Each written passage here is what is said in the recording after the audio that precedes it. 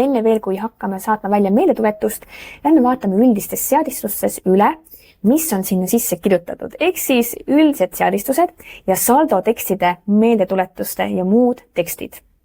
Ja siin ma näengi, et on nii saldoteatise tekst kui ka meeldetuletus. Valime hetkel meeldetuletus. Siin saad valida erinevates keeltes, mis see sõnum oleks.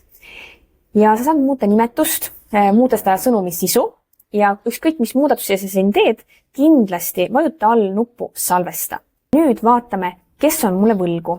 Selleks ma lähen aruandesse ja valin kliendi võlgnevuste aruanne.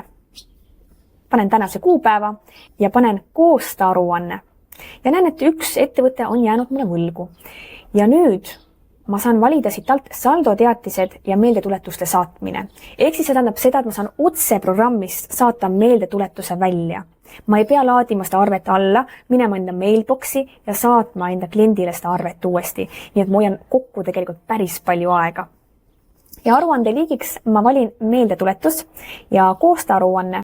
Ja kui ma vajutan peale saatmise eelvaade, siis ta näitab, et kellele see läheb, mis summas, mis valuutas ja mis on see e-posti aadress, millele see läheb. Ja kui ma saadan ära e-postiga, siis ongi see meeldetuletus läinud minu kliendile.